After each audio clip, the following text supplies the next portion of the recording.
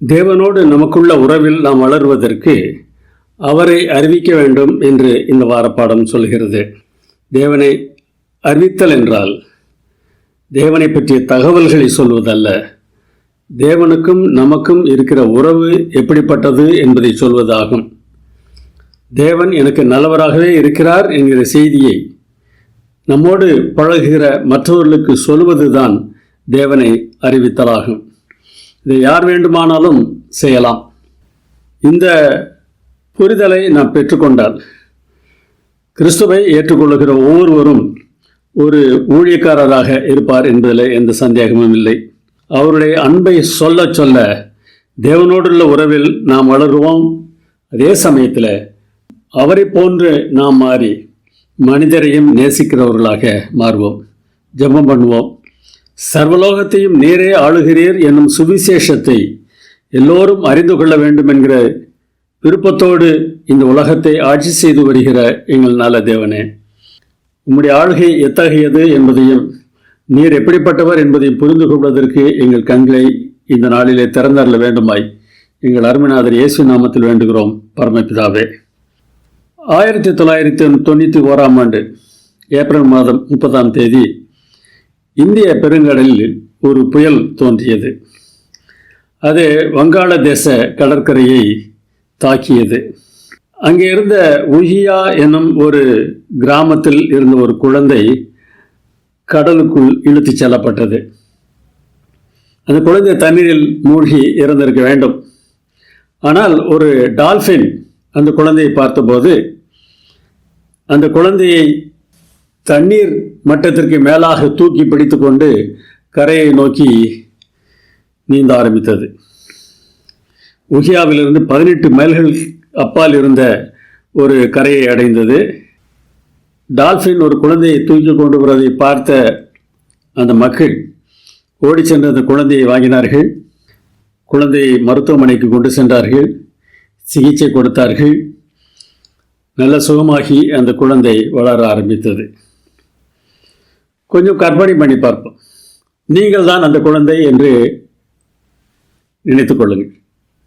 அதற்கு பிறகு டால்ஃபின் என்கிற வார்த்தையை கேட்ட மாத்திரத்தில் உங்களுக்கு எப்படி இருக்கும்? உடனே டால்ஃபினை பற்றி நன்றாக பேச ஆரம்பித்து விடுவீர்கள். அந்த பெயர் தானே உங்களுக்கு சந்தோஷத்தை தரக்கூடிய ஒரு வார்த்தையாக இருக்கும். அடக்கி கொள்ள முடியாது, பேசிக்கொண்டே இருப்போம். ஏன் அப்படி செய்கிறோம்? அந்த டால்ஃபின் நமக்கு உயிர் தந்திருக்கிறது. ஐயோ, எனக்கு வெக்கமாக இருக்குதுங்க, நான் கூச்ச சுபாவங்க, எனக்கு பேசி பழக்கம் இல்லைங்க அப்படிலாம் சொல்லுவோமா? நிச்சயமாக சொல்ல மாட்டோம். நமக்கு எப்படிப்பட்ட சுபாவம் இருந்தாலும், மேடையில் ஏறி பேசுவதற்கு திறமை இல்லாமல் இருந்தாலும், பார்க்கிறவர்களிடத்தில், நம்மோடு பழகுகிறவர்களிடத்தில் நான் இன்றைக்கு உயிரோடு இருப்பதற்கு காரணம் ஒரு டால்ஃபின் தான் என்பதை நாம் சொல்லுவோம். பேசிக்கொண்டே இருப்போம். அடக்க முடியாது. உள்ளே இருந்து அந்த வார்த்தைகள் பொங்கி வழிகின்ற வார்த்தைகளாக இருக்கும். உலகத்தில் நாம் கொஞ்ச காலம் வாழ்வதற்கு நம்மை காப்பாற்றுகிற ஒரு நபரையோ அல்லது ஒரு பிராணியை குறித்தோ நாம் இவ்வளவு தூரம் பேசுவோம் என்றார், நித்திய காலமாக வாழ்வதற்காக நம்மை காப்பாற்றி இருக்கிற ஒருவரை குறித்து எவ்வாறு பேசாமல் இருக்க முடியும்? தேவனுக்கு சாட்சி என்பது உள்ளே இருந்து பொங்கி வர வேண்டும். உள்ளத்தின் நிறைவிலிருந்து இந்த வார்த்தைகள் வெளியே வர வேண்டும். மாபெரும் ஊழிய கட்டளை ஒன்று இயேசுவினாலே தம்முடைய சீரர்களுக்கு கொடுக்கப்பட்டது. நீங்கள் புறப்பட்டு போங்கள், சகல ஜாதிகளையும் சீஷராக்குங்கள், பிதாகுமாரன் பரிசுத்த ஆவியின் நாமத்திலே அவர்களுக்கு ஞானஸ்நானம் கொடுங்கள், நான் உங்களுக்கு கட்டளையிட்ட யாவையும் அவர்கள் கை கொள்ளும்படி அவர்களுக்கு உபதேசம் பண்ணுங்கள் என்று சொன்னார். இதை எங்கே நான் செய்ய முடியும்? அது அப்போஸ்தலருக்கு கொடுக்கப்பட்ட கட்டளை. என்னுடைய வேலை இது இல்லை என்று நாம் நினைப்பதற்கு வாய்ப்பு இருக்கிறது. என்னுடைய சாப்பாட்டுக்கே நான் கஷ்டப்பட்டு கொண்டிருக்கிறேன், இந்த வேலையை நான் எங்கே செய்வது என்று நாம் யோசிக்கலாம். அப்போஸ்தலர்கள் செய்தது போல பிரதேசங்களுக்கு நீங்கள் புறப்பட்டு செல்ல வேண்டாம். உங்கள் வீட்டில் இருக்கிறவர்களுக்கு, உங்கள் உறவினர்களுக்கு, உங்கள் நண்பர்களுக்கு, உங்கள் அண்டை வீட்டார்களுக்கு இயேசுவை நாம் அறிமுகப்படுத்தலாம் அல்லவா? அப்படி செய்வதில் நமக்கு என்ன பிரச்சனை இருக்கிறது?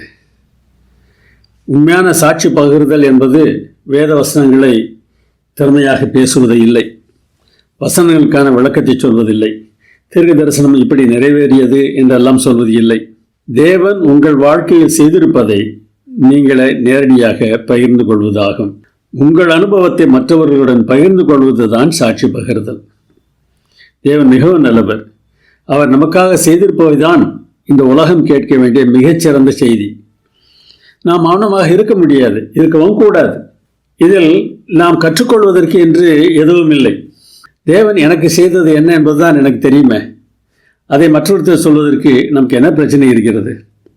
முத்தூதை நாம் சொல்ல வேண்டும் என்ற மாத்திரத்தில் முத்தூது, அது சொல்லப்பட்டிருக்கிற அடையாளங்கள், அந்த தீர்க்க தரிசன நிறைவேறுதல், இதெல்லாம் எவ்வளோ பெரியவை. இவற்றையெல்லாம் என்னால் எப்படி சொல்ல முடியும் என்று நீங்கள் நினைக்கலாம். 3 தூதுகளும் என்ன சொல்கிறது என்பதை எளிமையாக சொல்லுகிறேன், கவனியுங்கள். வெளிப்படுத்தல் 14ஆம் அதிகாரத்தில் இந்த முத்தூதை பார்க்கிறோம். 6ஆம் வசனம் முதல் 12ஆம் வசனம் வரை இந்த முத்தூது சொல்லப்பட்டிருக்கிறது. முதல் தூது என்ன சொல்கிறது தெரியுமா? கர்த்தரே தேவன், அவர்தான் நீதிபதி என்று சொல்கிறது. அந்த வசனத்தை நன்றாக வாசித்து பாருங்கள். 7ஆம் வசனம் இதைத்தான் சொல்கிறது. அவர் நீதிபதி என்பதை உங்களுடைய வாழ்க்கையிலே நீங்கள் ஏற்றுக்கொண்டு வாழ்ந்தால், எந்த பிரச்சனையாக இருந்தாலும் ஆண்டவரே நான் என்ன செய்ய வேண்டும் என்று அவருடைய தீர்வை அல்லது அவருடைய தீர்ப்பை கேட்டு நான் செயல்படுவேன். அப்படி நான் செயல்படும் போது அவரே எனக்கு நீதிபதியாக இருக்கிறார், அவரே எனக்கு தேவனாக இருக்கிறார். இந்த செய்தியை நம்முடைய வாழ்க்கையில் எப்படி நாம் அனுபவித்தோமோ அதையெல்லாம் மற்றவர்களுக்கு நாம் சொல்லும்போது அதுதான் முதல் தூது. 2ஆம் தூது என்ன சொல்கிறது? நான் தேவன் இல்லை என்று சொல்கிறது. பாபிலோனின் தன்மை என்ன? நான் என்கிற அகங்காரத்தில் தன்னை உயர்த்தி பிடித்து தனக்குத்தான் எல்லாம் தெரியும் என்று நினைத்து கொண்டு மற்றவர்களை அடக்கி ஆள முற்படுகிற ஒரு தன்மை தான் பாபிலோனின் தன்மை. எனவே நான் தேவன் இல்லை என்பதை நான் மற்றவர்களுக்கு சொல்ல வேண்டும். நான் நீதிபதி, நான் தேவன் என்று நினைத்து கொண்டு நான் செயல்பட்ட போது எப்படிப்பட்ட வேதனைகளை நான் சந்தித்தேன், அவரே நீதிபதி என்பதை நான் புரிந்து கொண்ட போது எனக்கு எவ்வாறு அது நன்மையாக முடிந்தது என்பதை மற்றவர்களுக்கு சொல்வதற்கு உங்களுக்கு என்ன தீர்க்க தரிசன வழக்கம் எல்லாம் தெரிய வேண்டும். 3ஆம் தூது என்ன சொல்கிறது? நான் தேவன் இல்லை என்று 2ஆம் தூது சொல்கிறது என்றால், 3ஆம் தூது சொல்கிறது வேறு எவரும் தேவன் இல்லை, கர்த்தர் மாத்திரம்தான் தேவன். யார் என்ன அதிகாரம் படைத்தவர்களாக இருந்தாலும் உங்களை அடக்கி ஆள நினைக்கும் போது நீங்கள் அதற்கு கீழ்ப்படிய தேவையில்லை. உங்கள் தேவன் அவர்களை காட்டிலும் பெரியவராக இருக்கிறார். அவர்கள் அழிந்து போவார்கள். அவருடைய அழிவு கூட அவருக்கு வேதனை தான். அதனால்தான் கொஞ்ச காலத்திலே அழியப் போகிற அவர்களை பற்றி பேசும்போது என்றென்றும் புகைந்து கொண்டிருக்கும் என்கிற வார்த்தை வருகிறது. மறுபடியும் ஒன்றை கவனிக்க வேண்டும். இந்த தேவன் எவ்வளவு நல்லவர் என்பதை நாம் அங்கேயும் பார்க்க முடிகிறது. இவ்வாறு நம்முடைய பேச்சு அனைத்துமே என்னையோ மற்றவர்களையோ உயர்த்தாமல் தேவனையே உயர்த்து கொண்டிருந்தது என்றால் அதுதான் முத்துதை அறிவித்தலாகும். கர்த்தரே தேவன், மனிதர் இல்லை என்று சங்கீதம் 103 சொல்வது போல அந்த சத்தியத்தை நம்முடைய வாழ்க்கையிலே நாம் அனுபவித்து மற்றவர்களுக்கு சொல்வதுதான் முத்துதை அறிவித்தலாகும். அவர்கள் பாபிலோன், இவர்கள் பாபிலோன் என்று பேசிக்கொண்டு நான் பாபிலோனுக்குள் இருப்பதற்கு வாய்ப்பு இருக்கிறது என்பதை ஒரு நாள் மறந்து விடாதீர்கள்.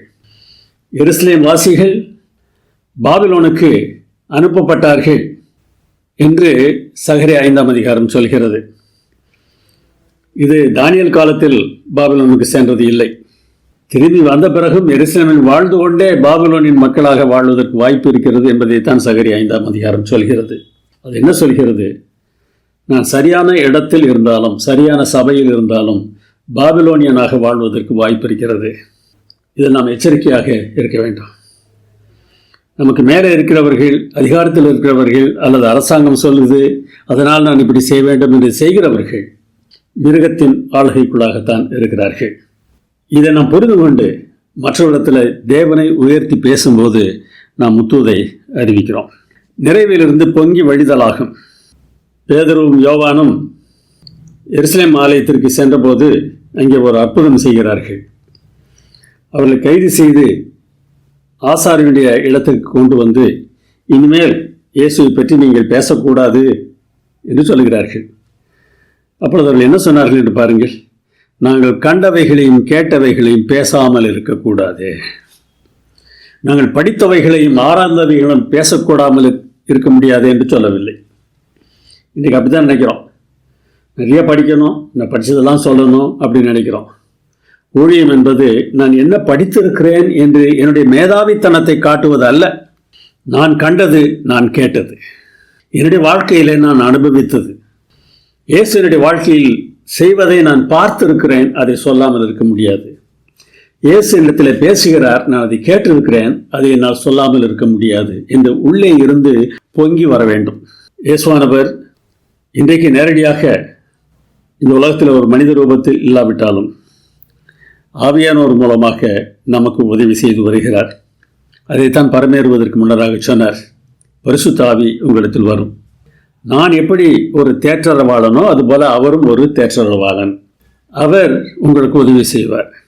அப்பொழுது உங்கள் வீட்டிலும், அண்டை வீட்டிலும், உங்கள் தேசத்திலும், பிரதேசங்களிலும் நீங்கள் சாட்சிகளாக இருப்பீர்கள். இந்த தேவனோடு நமக்கு இருக்கிற இந்த உறவை நாம் எப்படி பேச வேண்டும்? கட்டாயத்தினால் நான் அப்படி பேச வேண்டுமா? இல்லை இல்லை. ஏற்கனவே நாம் பார்த்த பிரகாரமாக நாம் அனுபவித்திருப்பதை அந்த சந்தோஷத்திலே நாம் சொல்லுவோம். ஆனால் வல்லமையோடு சொல்லுவோம். ஏனோ தானா என்று நாம் சொல்ல மாட்டோம். ஊழியத்தை எப்படி செய்ய வேண்டும் என்பதை குறித்து ஆலோசனை சொன்னபோது பேதுரு சொல்வதை பாருங்கள். உங்களிடத்தில் உள்ள தேவனுடைய மந்தையை நீங்கள் மேய்த்து கட்டாயமாய் அல்ல, மனப்பூர்வமாயும் அவலட்சணமான ஆதாயத்திற்காக அல்ல, உற்சாக மனதோடும் சுதந்திரத்தை இருமாப்பாய் ஆளுகிறவர்களாக அல்ல, மந்தைக்கு மாதிரிகளாகவும் கண்காணிப்பு செய்யுங்கள். இந்த ஊழியம் செய்கிறவர்கள் இதை தான் செய்ய வேண்டும். ஐயோ, போதவர் சொல்லுகிறார், மேலே தலைவர்கள் சொல்கிறார்கள், அதனால் இதை செய்ய வேண்டும் என்று செய்வது அல்ல ஊழியம். இதை செய்தால் நமக்கு 200 ரூபாய் கிடைக்கும் என்று செய்வது இல்லை. நான் செய்கிறேன், நான் சொல்கிறபடி நீங்கள் கேட்க வேண்டும் என்று இருமாப்பாய் மற்றவர்களை ஆளுகை செய்வதற்காக அல்ல. அப்படிப்பட்ட தன்மை இல்லாமல் நல்ல தன்மையோடு நாம் இந்த ஊழியத்தை செய்ய வேண்டும் என்றால் நமக்கும் தேவனுக்கும் சரியான உறவு இருக்க வேண்டும். இயேசு கிறிஸ்துவின் ஊழியம் எப்படிப்பட்டது என்பதை மத்தேயு 9ஆம் அதிகாரம் 36ஆம் வசனத்தில் பார்க்கிறோம். திரளான ஜனங்களை பார்த்தபோது மேய்ப்பன் இல்லாத ஆடுகளைப் போல தொய்ந்து போனவர்களும் சிதறடிக்கப்பட்டவர்களுமாய் இருந்தபடியால் அவர்கள் மேல் மனதுருகினார். ஒவ்வொரு நாளும் நாம் சந்திக்கிற ஒவ்வொருவரையும் நாம் பார்க்கும்போது இவர்கள் தேவனுடைய பிள்ளைகளாக வாழ்வதற்கு அழைக்கப்பட்டவர்கள் என்கிற உந்துதல் நம்முடைய மனத்திற்குள்ளாக வர வேண்டும். அவர்களில் யாரிடத்திலெல்லாம் நாம் தேவனை பற்றி பேச வேண்டும் என்பதையும் நாம் தேவனிடத்தில் கேட்கலாம். தேவன் வழி நடத்துவதற்கு ஆயத்தமாக இருக்கிறார். அதை பார்க்க போகிறோம். இதை செய்ய வேண்டும் என்றால் கிறிஸ்துவின் அன்பு நம்மை நெருக்கி ஏவ வேண்டும். உலக ஆதாயத்திற்காகவோ பெருமைக்காகவோ இதை செய்யாமல் கிறிஸ்துவின் அன்பு நம்முடைய உள்ளத்தில் இருப்பதனாலே நாம் இதை செய்ய வேண்டும். எரேமியா தீர்க்கதரிசியானவர் ஊழியம் செய்த காலத்தில் பல கஷ்டங்களை அனுபவிக்கிறார். அவரை திட்டுகிறார்கள், காவல் கிடங்கில தூக்கி போடுகிறார்கள், கேவலமாக பேசுகிறார்கள். அவருடைய சொந்த ஊர்க்காரர்கள் கேவலமாக பேசுகிறார்கள். அவருக்கு தெரியாமல் அவருடைய சகோதரர்கள் கூட பேசுகிறார்கள். ஆனால் அவர் என்ன தீர்மானம் பண்ணாராம், இனிமேல் நான் தேவனை பற்றி பேச போகிறதில்லை, கர்த்தருடைய நாமத்திலே நான் மேல் பேச மாட்டேன் என்று முடிவு செய்தேன். அது பிறகு அவர் சொல்கிறார் பாருங்க, ஆனாலும் அவருடைய வார்த்தை என் எலும்புகளில் அடைபட்டு எரிகிற அக்கினியைப் போல் என் இருதயத்தில் இருந்தது. அதை சகித்து இழைத்து போனேன், எனக்கு பொறுக்கக்கூடாமல் போயிற்று. என்னால் முடியவில்லை, பேசித்தானாக வேண்டும். ஏனெனில் நான் அவருடைய அன்பை அனுபவித்திருக்கிறேன். அது எப்படி பேசாமல் இருக்க முடியும்? ஆனால் நானே தீர்மானிக்க வேண்டும். தேவன் கட்டாயப்படுத்துவதில்லை. ஆதாம் ஏவாளிடம் அந்த கனியை புசிக்காதீர்கள் என்று சொன்னார். ஏவாளும் ஆதாமும் அதை சாப்பிட்ட போது அங்கே வந்து தடுக்கவில்லை. காயினிடத்திலே நீ நன்மை செய்தால் மேன்மை இல்லையோ என்று சொன்னார். ஆபேலை கொலை செய்த போது அவனை தடுக்கவில்லை. நோவா கால மக்களிடத்தில் 120 வருடங்கள் பிரசங்கம் பண்ணினார். ஆனால் எவரையும் கட்டாயப்படுத்தி பிழைக்குள்ளாக அனுப்பவில்லை. இயேசுவின் கால யூதேய மக்களிடத்தில் தேவனுடைய அன்பை எவ்வளவோ இயேசுவானவர் சொன்னார். ஒரு அருமையான ஓமையும் சொன்னார். கோழி தன் குஞ்சுகளை தன் சிறகுகளின் கீழாக கூட்டிக் கொள்ளும் வண்ணமாக உங்களை கூட்டி சேர்த்துக்கொள்ள எவ்வளவோ மனதாக இருந்தேன், உங்களுக்கோ மனதில்லாமல் போயிற்று என்று சொல்கிறார். பறந்து வரும்போது கோழி தன் குஞ்சுகளை தன் சிறகின் கீழாக கூட்டி பத்திரமாக பாதுகாத்து கொள்ளும். அதுபோல நம்மை பாதுகாத்துக் கொள்வதற்கு அவர் ஆயத்தமாக இருக்கிறார். இதை இயேசுவின் கால எருசலேம் மக்களை குறித்து பேசும்போது இயேசு சொன்னார், அவருக்கு ஆசை இருக்கிறது, ஆனால் முடிவை நாம் தான் செய்ய வேண்டும். சாத்தானை நாம் வெல்ல வேண்டும் என்றார். தூதர்கள் பரலோகத்திலே அவனை எவ்வாறு வென்றார்களோ அதே போல நாமும் செயல்பட வேண்டும். வானத்தில் ஒரு யுத்தம் உண்டாயிற்று. அந்த யுத்தத்தில் நல்ல தூதர்கள் எல்லோரும் சேர்ந்து சாத்தானையும் அவனுடைய ஆட்களையும் வெளியே தள்ளினார்கள். அதை பற்றி சொல்லும்போது வேதாகமம் இப்படி சொல்கிறது, மரணம் நேரிடுகிறதா இருந்தாலும் அதற்கு தப்பும்படி தங்கள் ஜீவனையும் பாராமல் ஆட்டுக்குட்டியின் இரத்தத்தினாலும் தங்கள் சாட்சியின் வசனத்தினாலும் அவனை ஜெயித்தார்கள். சாத்தானை ஜெயிக்க வேண்டும் என்றார். இயேசு நமக்காக இரத்தம் சிந்தியதன் மூலமாக தேவன் எவ்வளவு அன்புள்ளவர் என்பதை காண்பித்திருக்கிறார். இந்த அன்பை மற்றவர்களுக்கு சாட்சியாக நாம் பேச வேண்டும். பேச பேச சாத்தான் நம்மை விட்டு ஓடி போக ஆரம்பிப்பான். எனவே நம்முடைய கர்த்தரும் இரட்சகருமாகிய இயேசு கிறிஸ்துவின் கிருபையிலும் அவரை அறிகிற அறிவிலும் நாம் வளர வேண்டும். அவரை அறிகிற அறிவு என்பது ஒவ்வொரு சூழ்நிலையிலும் இயேசு எப்படி செயல்படுகிறார் என்பதை நம்முடைய வாழ்க்கையில் அனுபவிப்பதாகும். இது புத்தக அறிவு இல்லை, அனுபவ அறிவு. பட்டறிவு என்று சொல்வார்கள் அல்லவா, அந்த பட்டறிவு நமக்கு அதிகமாக வேண்டும். தேவனை அறியும் போது நாம் எப்படி அறிவிப்போம் என்பதை பற்றிய சில குறிப்புகளை நாம் பார்ப்போம். இளைப்படைந்தவனுக்கு சமயத்திற்கு ஏற்ற வார்த்தை சொல்ல நான் அறிய வேண்டும். பிரச்சனையோடு இருக்கிறான், ஆராதனைக்கு அந்த பிரச்சனையோடு தான் அவன் வருகிறான். அவன் இங்கே வரும்போது அங்கே வருகிற ஒவ்வொருவருக்கும் இயேசு போதுமானவராக இருக்கிறார் என்ற செய்தி சொல்லப்பட வேண்டும். அந்த ஆராதனையிலிருந்து அவர்கள் புறப்பட்டு உலகத்திற்கு மீண்டும் செல்லும்போது இந்த ஆராதனையின் தாக்கம் அடுத்த 6 நாட்களிலும் அவர்களுக்கு இருக்க வேண்டும். என்ன பிரச்சனையாக இருந்தாலும் பரவாயில்லை, என் தேவனிடத்தில் நான் சென்றால் அவர் பார்த்து கொள்வார் என்கிற தைரியத்தோடு அவர்கள் வெளியே செல்ல வேண்டும். அப்படி பேசுவதற்கு கல்வியம்மானின் நாவை தேவன் நமக்கு தருவதாக வாக்கு பண்ணியிருக்கிறார். ஆனால் நாம் போக வேண்டுமே. அவருடைய வாக்கு தத்துவத்தை நாம் உரிமை கோரி அவரிடத்தில் கேட்டால் தானே பெற்றுக்கொள்ள முடியும். அப்படி நீங்கள் கேட்டு பாருங்க. அவர் சொல்றாரு, காலைதோறும் என்னை எழுப்புகிறார், கற்றுக்கொள்ளுகிறவர்களைப் போல நான் கேட்கும்படி என் செவியை கவனிக்க செய்கிறார். ஒரு ஆசிரியை பாடம் நடத்தும் போது மாணவர்கள் உன்னிப்பாக கவனித்து கேட்டார்கள் என்றால் அநேக உண்மைகளை புரிந்து கொள்வார்கள். அதுபோல நான் எப்படி மற்றவர்களுக்கு சாட்சியாக இருக்க வேண்டும், மற்றவர்களுக்கு எப்படி ஆறுதலாக இருக்க வேண்டும் என்பதை காலைதோறும் நமக்கு சொல்லுவதற்கு அவர் ஆயத்தமாக இருக்கிறார். இயேசு பிதாவிடத்திலிருந்து கேட்டு பெற்றுக்கொள்வது போல நாம் ஒவ்வொருவரும் காலைதோறும் எழுந்த மாத்திரத்திலே நான் இன்றைக்கு என்ன செய்ய வேண்டும் என்பதை அவரிடத்தில் கேட்டு அறிந்து கொண்டு அவற்றை நாம் அப்படியே செய்யலாம். எப்படி இருக்கணும்? ஒரு மனம் இருக்க வேண்டும், இரக்கம் இருக்க வேண்டும், சகோதர சிநேகம் வேண்டும், மன உருக்கம் வேண்டும், இணக்கம் வேண்டும், தீமைக்கு தீமை செய்தல் கூடாது, உதாசனத்திற்கு உதாசனம் கூடாது. அதற்கு பதிலாக ஆசீர்வாதத்தை நாம் சுதந்திரிப்பதற்கு அழைக்கப்பட்டவர்கள் என்பதை உணர்ந்து நாம் மற்றவர்களை ஆசீர்வதிக்க வேண்டும். மற்றவர்களை திட்டக்கூடாது, மற்றவர்களை நினைத்து கோவப்படக்கூடாது, மற்றவர்கள் மேல் எரிச்சல் படக்கூடாது. இந்த தன்மையெல்லாம் இயேசுவின் தன்மை இல்லை. நாம் மாறியாக வேண்டும்.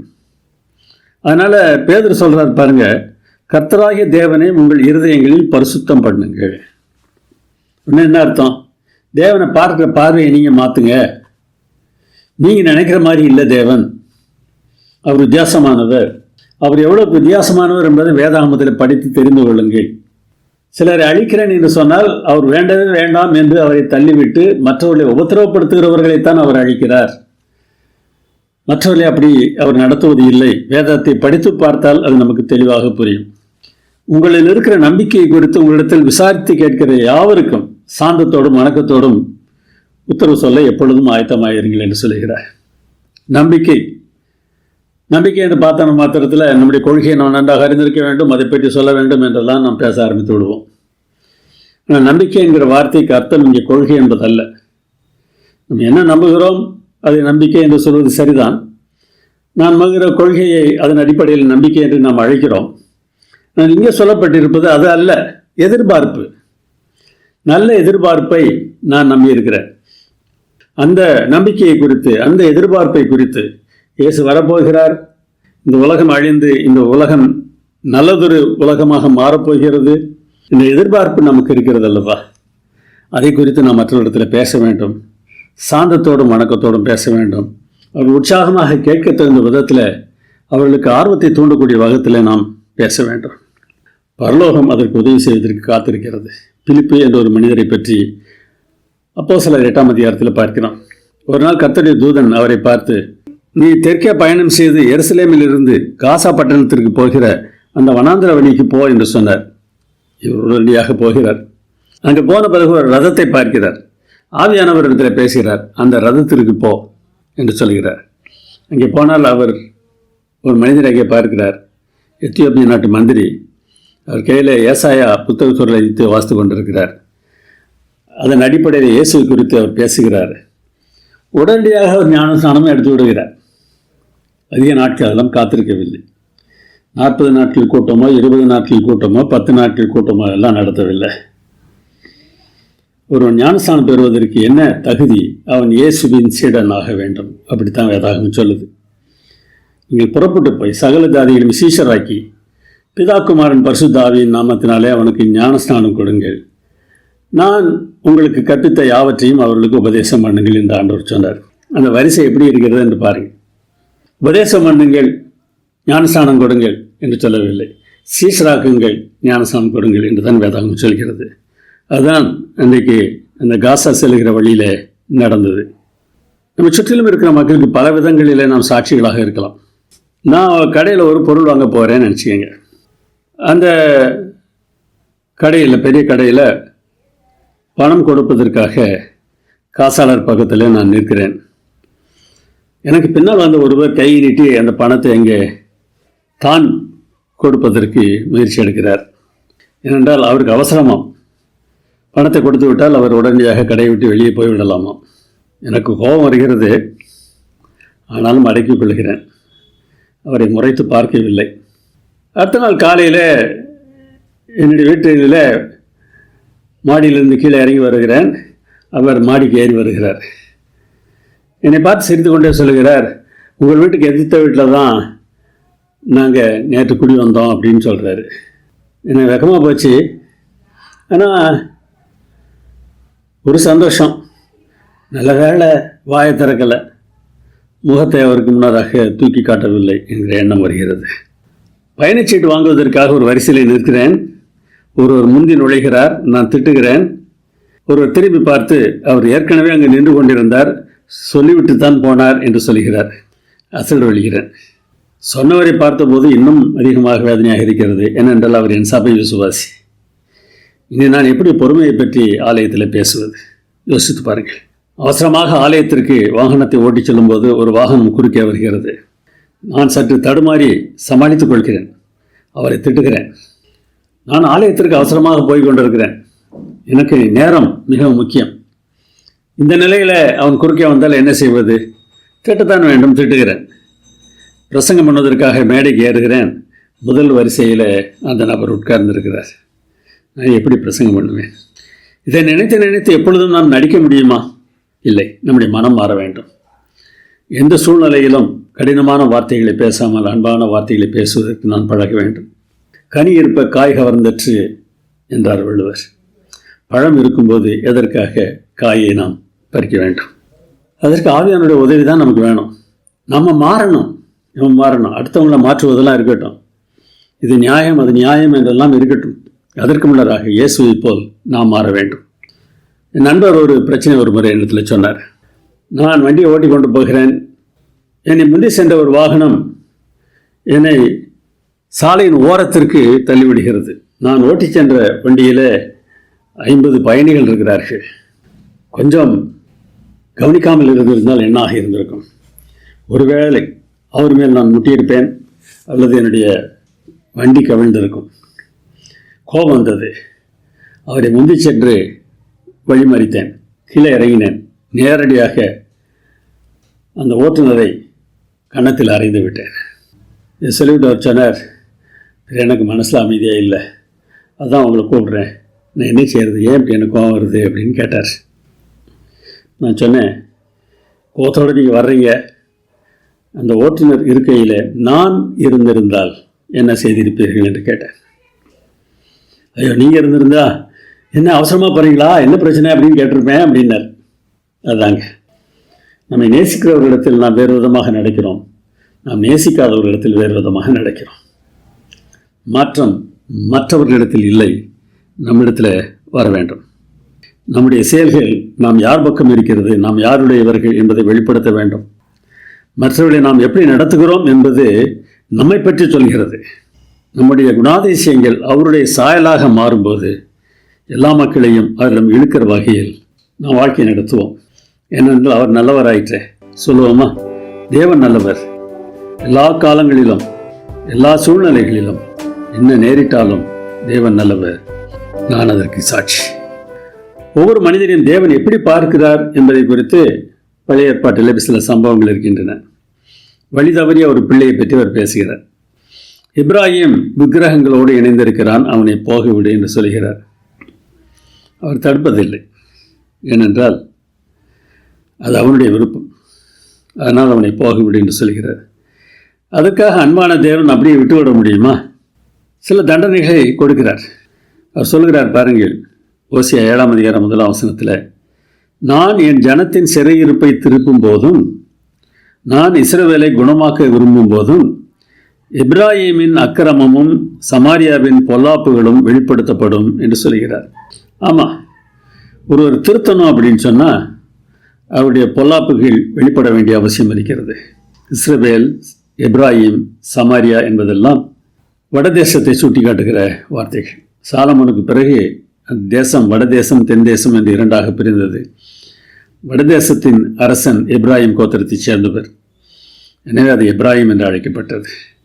தென் தேசத்தில் 2 கோத்திரங்கள் இருந்தன, யூதா கோத்திரமும் பென்யமின் கோத்திரமும். ஆனாலும் ராஜா யூதா கோத்திரத்தைச் சேர்ந்தவனாக இருந்ததினால அது யூதயா என்று அழைக்கப்பட்டது. இந்த வசனம் கிமு 750 வாக்கில் சொல்லப்பட்ட ஒரு வசனமாகும். சமாரியா அல்லது இஸ்ரவேல் அல்லது இப்ராஹிம் என்று அழைக்கப்படுகிற இந்த தேசத்தின் பிரச்சனை என்ன என்பதை தேவன் ஓசியா புத்தகத்திலே சொல்லியிருக்கிறார். இதே 7ஆம் அதிகாரத்தில் நாம் பார்க்கிறோம். சுருக்கமாக நான் சொல்லுகிறேன். அவர்களில் என்னை நோக்கி கூப்பிடுகிறவன் ஒருவனும் இல்லை. அவர்கள் தங்கள் தேவனாகிய கர்த்தரிடத்தில் திரும்பாமலும் இவை எல்லாவற்றிலும் அவரை தேடாமலும் இருக்கிறார்கள். ஒரு கஷ்டம் வருதுன்னா தேவனை தேடவில்லை. நாம் கூட அப்படிதான் இருக்கிறோங்க. ஜெபம் பண்ணுவோம். பொதுவாக நான் சொல்லுகிறது ஒன்று இதுதான், தேவனுக்கு புத்தி சொல்லுவோம். அதைத்தான் ஜெபம் என்று அழைக்கிறோம். எனக்கு இப்படி பிரச்சனை வந்திருக்கிறது, இந்த பிரச்சனையை தீர்ப்பதற்கு நீர் இதையெல்லாம் செய்ய வேண்டும் என்று சொல்லுவோமே தவிர, எனக்கு இந்த பிரச்சனை வந்திருக்கிறது, அதிலிருந்து மீள்வதற்கு நான் என்ன செய்ய வேண்டும் என்று கேட்கவே மாட்டோம். கேட்க வேண்டும். ஆனால் இந்த தேசம் தேவனிடத்தில் கேட்கவில்லை என்று சொல்கிறார். அதன் விளைவு என்ன ஆயிற்று? அந்நியர் அவனுடைய பலத்தை தின்கிறார்கள், அவனோ அதை அறியான். அவனுடைய சொத்து, அவனுடைய சம்பாத்தியம் எல்லாத்தையும் அந்நியன் சாப்பிடுகிறான். 2 சகோதரர்கள் இடையே பிரச்சனை வருகிறது. அவர்கள் நீதிமன்றத்துக்கு செல்கிறார்கள். அந்நியன் இவருடைய பலத்தை தின்கிறான். ஆனால் இவர்களுக்கு அதை பற்றி அறிவு இல்லை. சொல்கிற பாருங்கள், அவனுக்கு புத்தி இல்லை. எகிப்தியனை கூப்பிடுகிறார்கள், அசீரியனிடத்திற்கு போகிறார்கள் என்று சொல்கிறார். எகிப்து என்பது தெற்கே இருந்த ஒரு பேரரசு, அசீரியா என்பது வடக்கே இருந்த பேரரசு. தங்கள் பிரச்சனையை தீர்த்துக் கொள்வதற்கு தேவனிடத்தில் வருவதற்கு பதிலாக இந்த ராஜாக்களை தேடினார்கள். இன்றைக்கு நாம் அதே போல செய்கிறோமா என்று யோசித்து பாருங்கள். நாம் ராஜாக்கள் இல்லை, எனவே நாம் ராஜாக்களை தேடப்போவதில்லை. ஆனால் மனிதர்களை தேடுகிறோமா இல்லையா?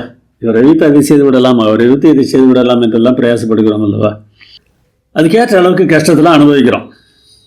அதுதான் அவர் சொன்னார், குணப்படுத்துவதற்காக நம்முடைய பிரச்சனைகள் எல்லாம் வெளிப்படுத்துகிறார். அந்த வசனத்துக்கு பக்கத்தில் போட்டிருந்த படத்தை நீங்கள் பார்த்தா தெரியும். எக்ஸ்ரே எடுக்கிறாங்க, எக்ஸ்ரேயில் மார்பு கூட்டில், நுரையீரலில் இது மாதிரி பிரச்சனை இருக்குதுன்னு தெரியுது. எதுக்கு? நம்ம கஷ்டப்படுத்துறதுக்காகவா? இல்லை. என்ன பிரச்சனை என்று நாம் புரிந்து கொண்டால் அதற்கான சிகிச்சையை மேற்கொள்வதற்கு வசதியாக இருக்கும். அதுபோலத்தான் ஆண்டவர் தம்முடைய பிள்ளைகளை தேடுகிறார். ஒரு தகப்பன் தன்னுடைய பிள்ளைக்கு உதவி செய்வதற்கு ஆயத்தமாக இருக்கும்போது தகப்பனிடத்தில் போகாமல் அவன் ஒரு பிச்சைக்காரனிடத்தில் போனால் எப்படி இருக்கும்? அதைத்தான் நாம் செய்து கொண்டிருக்கிறோம். இந்த உலகத்தில் இருக்கிற மனிதர்கள் எவ்வளவுதான் பெரியவர்களாக இருந்தாலும் அவர்கள் பிச்சைக்காரர்கள் தான். நம் தேவன் மாத்திரமே நம்மிடத்தில் அன்புள்ளவர். அந்த தேவனை நாம் தேடுகிறோமா என்று யோசித்து பாருங்கள். கிட்டத்தட்ட 150 ஆண்டுகளுக்கு பிறகு தேவன் எரேமியின் மூலமாக ஒன்று சொல்கிறார். ஓசியாவின் காலத்திற்கு கொஞ்ச காலத்திற்கு பிறகு இந்த எப்ராஹிம் மக்கள் அல்லது இஸ்ரவேல் மக்கள் சிறைப்பட்டு போகிறார்கள். அசீரியா ராஜா அவர்களை பிடித்து கொண்டு தன்னுடைய தேசத்தில் பல பகுதிகளில் குடியேற்றுகிறான். அவனுக்கு தப்பினவர்கள் சிலர் யூதேயாவில் குடியேறினார்கள், சிலர் எகிப்திலே குடியேறினார்கள். இதுபோல நாம் இன்றைக்கு செய்து கொண்டே இருக்கலாம். இந்த பிள்ளைகளெல்லாம் இப்படி சிறைப்பட்டு போனதினால ராகேல் அழுகிறாள் என்று இறைமை சொல்கிறார். ராகேல் என்பது யோசேப்பின் தாயார், எப்ராஹிம் என்பது யோசேப்பின் பிள்ளை. ராமாவில் அழுகிறாள் என்று சொல்லப்பட்டிருக்கிறது. ராமா என்பது பென்யமீன் கோத்திரத்தில் இருந்த ஒரு நகரம். எப்ராஹிமை குறித்து அவள் அழுகிறாள், பென்யமீனை குறித்து அழுகிறாள். ஏனென்றால் எரேமியாவின் காலகட்டத்தில் இஸ்ரவேலும் சிறைப்பட்டு போயிற்று, யூதேயாவும் சிறைப்பட்டு போயிற்று. அவளுக்கு வேதனையாக இருக்கிறது என்பது அந்த தேசத்து பெண்கள், தாய்மார்கள் தங்களுடைய பிள்ளைகளை குறித்து எப்படிப்பட்ட வேதனைகளை அடைந்தார்கள் என்பதை நமக்கு காட்டுகிறது. அவளுக்கு ஆறுதல் இல்லை, அழுகிறாள், சத்தம் போட்டு அழுகிறாள், கண்ணீர் விடுகிறாள். அப்போது ஆண்டவர் சொல்கிறார், நீ அழாத, நீ அழாத, உன் சத்தத்தை அடக்கு, நீ கண்ணீர் விடாத, உன் கிரியைக்கு பலன் உண்டு, உன் முடிவை பற்றி உனக்கு நம்பிக்கை உண்டு, நல்ல எதிர்பார்ப்பு இருக்கிறது. மறுபடியும் நம்பிக்கை என்பது இங்கே கொள்கை இல்லை, நல்ல எதிர்பார்ப்பு இருக்கிறது. உன் பிள்ளைகள் சத்துருவின் தேசத்தில் இருந்து தங்கள் தேசத்துக்கு திரும்பி வருவார்கள் என்று சொல்கிறார். அதற்கு அடையாளமாக எரேமியாவுடைய காலத்திலே ஒன்று நடக்கிறது. எருசலேமில் இருந்தவர்களை கைது செய்து ராமாவில் ஒன்று கூட்டி விலங்கிட்டு வைத்திருக்கிறான் பாபிலோனிய படைத்தலைவனாகிய நேபுசராதான். எரேமியாவும் அங்கே விலங்கிடப்பட்டு நிறுத்தப்பட்டிருக்கிறார். அவரை பார்த்த உடனே நேபுசராதான் அவரிடத்தில் ஓடி வந்து, ஏய், இவரை ஏன் பிடித்தீர்கள்? இவருடைய கைக்கட்டுகளை அவிழ்த்து விடுங்கள், சங்கிலியை எடுத்து விடுங்கள் என்று சொல்லிவிட்டு, நீங்கள் எங்களோடு வருவதாக இருந்தால் எங்களோடு வரலாம், அல்லது நீங்கள் எங்கே போக வேண்டும் என்று விரும்புகிறீர்களோ அங்கே போகலாம் என்று அனுப்பி வைத்ததாக நாம் எரேமியா 40ஆம் அதிகாரத்தில் வாசிக்கிறோம். ஆமாங்க, எரேமியா ராமாவில் இருந்து திரும்பி வந்தது போல இஸ்ரவேல் மக்கள், யூத மக்கள் அவர்கள் சிறைப்பட்ட போன பகுதிகளிலிருந்து அசிரியாவிலும் எகிப்திலும் பாபிலோனிலும் இருந்து திரும்ப வருவார்கள். எல்லாம் மோசமான வாழ்க்கை வாழ்ந்தாங்கன்றதுக்காக கடவுள் அவர்களை அப்படியே விட்டு விடவில்லை. அதுதாங்க அவனுடைய அன்பு. என்னை திருப்பும், அப்பொழுது திருப்பப்படுவேன் என்று இவர்கள் சொன்னார்களாம். யாரெல்லாம் அப்படி சொல்கிறாங்களோ அவர்களெல்லாம் தேவனாகிய கர்த்தரை தேட ஆரம்பித்தார்கள். நான் திரும்பின பின்பு மனஸ்தாபப்பட்டு கொண்டிருக்கிறேன், நான் என்னை அறிந்து கொண்டதற்கு பின்பு விழாவில் அடித்து கொண்டிருக்கிறேன், வெட்கி நாணி கொண்டும் இருக்கிறேன். இப்படியெல்லாம் சிறைப்பட்டு போனவர்கள் ஒருத்தர் தான் தானியேல். அப்படி ஜெபத்தை நீங்கள் தானியேல் 9ஆம் அதிகாரத்தில் வாசித்து பாருங்கள். வெட்கம் வெட்கம் எங்களுக்குரியது என்று புலம்புகிறார். ஆம், நாங்கள் விழாவில் அடித்து கொண்டு அழுகிறோம், நாங்கள் நல்லவர்கள் இல்லை. என் இளவயதின் நிந்தையை சுமந்து வருகிறேன் என்று இப்ராஹிம் துக்கித்து புலம்பிக் கொண்டிருக்கிறதை நிச்சயமாக கேட்டேன் என்று சொல்கிறார். தானியேல் யூத தேசத்தை சேர்ந்தவர். அவர் மாத்திரமல்ல, இப்ராஹிமர்களும் அநேகர் வேதனைப்பட்டு திரும்பி வந்தார்கள் என்று வேதாகம் நமக்கு சொல்கிறது. எரேமியா மூலமாக சொல்ல ஒரு வார்த்தை பாருங்கள். இதோ நாட்கள் வரும் என்று கர்த்தர் சொல்லுகிறார், அப்பொழுது இஸ்ரவேல் குடும்பத்தோடும் யூதா குடும்பத்தோடும் புது உடன்படிக்கை பண்ணுவேன் என்று சொன்னார். இஸ்ரவேல் குடும்பம் என்பது வடதேசம், யூதா குடும்பம் என்பது தென் தேசம்.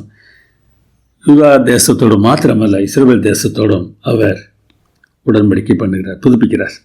நம் தேவனுடைய ஆசை இது என்பதனால நம்மிடத்தில் தேவன் என்ன எதிர்பார்க்கிறார்? அவர்களை திரும்ப கொண்டு வாருங்கள் என்று சொல்லுகிறார். நம்முடைய வேலை அதுதான். எபிராம் தான் ரொம்ப மோசமானவங்க, விக்கிரகாரதனைக்காரங்க, திருந்தாதவங்க. யூதா ரொம்ப ரொம்ப மோசம், கோயிலுக்குள்ளேயே கொண்டு வந்து அந்நிய தேவனுக்கு சிலை வைத்தவர்கள் என்று நீ சொல்லிக் கொண்டிருக்காத, அவர்களை திரும்ப கொண்டு வாருங்கள் என்று சொல்கிறார். சகரியா 10ஆம் அதிகாரத்தில் பார்க்கிறோம் பாருங்கள். நான் யூதா வம்சத்தாரை பலப்படுத்தி யோசேப்பு வம்சத்தாரை ரட்சித்து அவர்களை திரும்ப நிலைக்க பண்ணுவேன். யூதா வம்சம் மாத்திரமல்ல, யோசேப்பு வம்சமும். இப்ராஹிம் என்பது யோசேப்புடைய பிள்ளை தானே. எனவே இங்கே யோசேப்பு என்கிற வார்த்தையை பயன்படுத்துகிறார். நான் அவர்களுக்கு இறங்கினேன், அவர்கள் என்னால் ஒரு காலம் தள்ளிவிடப்படாதவர்கள் போல் இருப்பார்கள். இதுக்கு முன்னால் நான் அவங்களை தள்ளலை, அந்த மாதிரி அவங்கள மாற்றிடுவேங்கிறார்.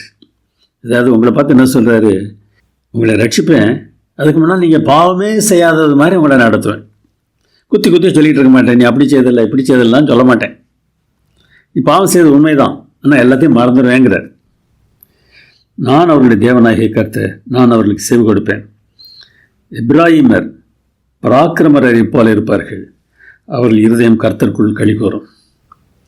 சகரியா மூலமாக தேவன் சொல்கிற இந்த வாக்குத்தத்தத்தை பாருங்கள். அருகில் இருக்க படத்தை நீங்கள் பார்த்தால் இஸ்ரவேல் வடபகுதியிலும் யூதா தென்பகுதியிலும் இருப்பதை நீங்கள் பார்க்க முடியும். தொடர்ந்து போகும் சொல்கிறார், நான் அவர்களை ஜனங்களுக்குள்ளே இறைத்த பின்பு, அதாவது எல்லாம் பறக்கடித்து சிதறி போக பண்ணின பின்பு, அவர்கள் தூர தேசங்களிலே என்னை நினைத்து தங்கள் பிள்ளைகளோடு கூட பிழைத்து திரும்புவார்கள். போன இடத்துல என்ன நினைப்பாங்க, திரும்பி வருவாங்க. நான் அவர்களை எகிப்து தேசத்திலிருந்து திரும்பி வர பண்ணி அவர்களை அசீரியாவிலிருந்து கூட்டிக் கொண்டு அவர்களை கீலேயாத் தேசத்துக்கும் லீபனோனுக்கும் கொண்டு வருவேன். யூதர்கள் எருசலேமுக்கு வந்தார்கள். எப்ராஹிமர் கீலேயாத் தேசத்துக்கும் லீபனோனுக்கும் வந்திருக்கிறார்கள். திருந்துகிறவர்கள் எங்கே இருந்தாலும் அவர்கள் கொண்டு வரப்படுவார்கள். சங்கீதம் 87 நீங்கள் வாசித்து பாருங்கள். மாம்ச பிரகாரமாக இந்த கோத்திரங்களில் இருந்தவர்கள் மாத்திரமல்ல, மற்ற தேசங்களைச் சேர்ந்தவர்களும் சீயோனில் பிறந்தவர்களாக கருதப்படுவார்கள் என்று வேதாகம் சொல்கிறது. அவருடைய பிள்ளைகள் உலகெங்கும் இருக்கிறார்கள். அவர்கள் தேவன் கொடுக்கிற வாக்கு தத்தம் என்ன? நான் அவர்களை கர்த்தருக்குள் பலப்படுத்துவேன், அவர்கள் அவருடைய நாமத்தில் நடந்து கொள்வார்கள் என்று கர்த்தர் சொல்லுகிறார். தேவன் எப்படிப்பட்டவரோ அப்படிப்பட்ட தன்மையுடையவர்களாக இருக்கிறவர்கள் ஆப்பிரிக்காவில் இருந்தாலும் சரி, இந்தியாவில் இருந்தாலும் சரி, சீனாவில் இருந்தாலும் சரி, ரஷ்யாவில் இருந்தாலும் சரி, ஐரோப்பாவில் இருந்தாலும் சரி, தேவன் அவர்களை தம்முடைய நாமத்தில் நடத்துவார். அவர்கள் அவருடைய நாமத்தை, அதாவது அவருடைய குணத்தை வெளிப்படுத்துவார்கள். பேதுரை இந்த அனுபவம் ஒன்றை நாம் பார்க்கிறோம். உம்மோடு கூட நான் சாகவும் ஆயத்தமாயிருக்கிறேன் என்று சொன்ன பேதுரிடத்தில் ஆண்டவர் சொன்னார், கோதுமையை சுளைகள் பிடிக்கிறது போல உங்களை பிடிப்பதற்கு சாத்தான் உத்தரவு கேட்டுக்கொண்டான். நான் அனுமதிக்கவில்லை. நீ குணப்பட்ட பின்பு உன் சகோதரரை ஸ்திரப்படுத்து என்று சொன்னார். நாம மாறணுங்க. மற்றவங்களை திருத்தறதுக்கு நம்ம ரொம்ப வேகமாக இருக்கிறோம். நம்ம மாறி இருக்கிறோம்மா? நம்மக்கிட்ட பொறாமை இல்லையா? நம்மகிட்ட கோபம் இல்லையா? யோசித்து பாருங்கள். இருந்துச்சுன்னா நம்ம மாறித்தான் ஆக வேண்டும். 3 தரம் அவர் மறுதளித்து விட்டார். வேதனையாக இருந்திருக்கும். மறுபடியும் சீமோனை தேவன் சந்தித்த போது 3 முறை நீ என்னை நேசிக்கிறாயா என்று கேட்கிறார், அன்பாயிருக்கிறாயா என்று கேட்கிறார். 3வது முறை அவன் சொல்லுகிறான், உண்மை நேசிக்கிறேன் என்பதை நீர் அறிவீர் என்று சொல்லுகிறான். அழுகிறான், வேதனைப்படுகிறான். நமக்கு தெரியும் அப்படின்னு சொல்கிறான். அப்போது ஒரு வார்த்தை சொல்லுகிறார், அவர் என் ஆட்டுக்குட்டிகளை மேய்ப்பாயாக என்றார். நம்ம வேலை அதுதாங்க, ஆட்டுக்குட்டிகளை மேய்க்கிற வேலை தான். அது யானைகளாக இருக்கலாம், சிங்கங்களாக இருக்கலாம், புலிகளாக இருக்கலாம். நாம் பார்க்க வேண்டிய பார்வை ஆட்டுக்குட்டிகள். ஆட்டுக்குட்டிகளை நாம் எப்படி நடத்த வேண்டுமோ அப்படித்தான் நம்மை சந்திக்கிற ஒவ்வொருவரையும் நாம் நடத்த வேண்டும். அவரிடத்தில் குறை இருக்கலாம், இருக்கத்தான் செய்யும். மனிதர்கள் தானே, என்னிடத்தில் இல்லையா? ஒரு காலத்தில் நான் என்னை மிகவும் நல்லவன் நினைத்து கொண்டிருந்தேன். திமிராக பேசுவேன். 4 பேர் நல்லவங்க சபைக்கு வந்தால் போதும், வேறு ஒருத்தரும் வர வேண்டாம் அப்படிலாம் சொல்லுவேன். அந்த 4 பேர் நல்லவர்கள் என்பதில் நான் இல்லை என்பதை புரிந்து கொண்ட நாளில்தான் மற்றவர்களை நேசிக்க ஆரம்பித்தேன், மற்றவர்களை ஆட்டுக்குட்டிகளாக பார்க்க ஆரம்பித்தேன். இது யோசித்த உடனே எனக்கு இந்த சம்பவம் தான் நினைவுக்கு வந்தது. ஏற்கனவே ஒரு முறை சொல்லியிருக்கிறேன் என்று எண்ணுகிறேன். ஜிம் சிம்பாலா என்கிற இந்த போதகர் ஒரு முறை ஆராதனையை முடித்துவிட்டு ஆலய வளாகத்திற்குள்ளாக நின்று கொண்டிருந்த போது ஒரு மனிதன் வருகிறான். அவன் தூரத்தில் வரும்போதே நாற்றம் வீசுகிறது. குடித்திருக்கிறான். துணியை பார்த்தால் கொஞ்சமும் சுத்தமாக இல்லை, மிகவும் மோசமான நிலையில் இருக்கிறான். ஒரு குடிகாரன் வந்து விட்டான். காசு கேட்பான், குடிப்பதற்கு காசு கேட்பான். கொடுத்தால் வாங்கி கொண்டு போய் குடிப்பான். இப்படிப்பட்டவர்கள் எல்லாம் எதற்காக ஆலயத்திற்குள் வருகிறார்கள் என்று கோபத்தோடு அவனை பார்த்தேன். அவன் அருகில் வந்தான். பொதுவாக நாங்கள் எங்கள் ஆலயத்தில் பிச்சை கேட்க வருகிறவர்களுக்கு காசு கொடுப்பதில்லை. யாராவது ஒரு உதவிக்காரரை அழைத்து அவரிடத்தில் காசு கொடுத்து இவர்களை கூப்பிட்டு கொண்டு போய் சாப்பாடு வாங்கி கொடுக்கத்தான் சொல்வோம்.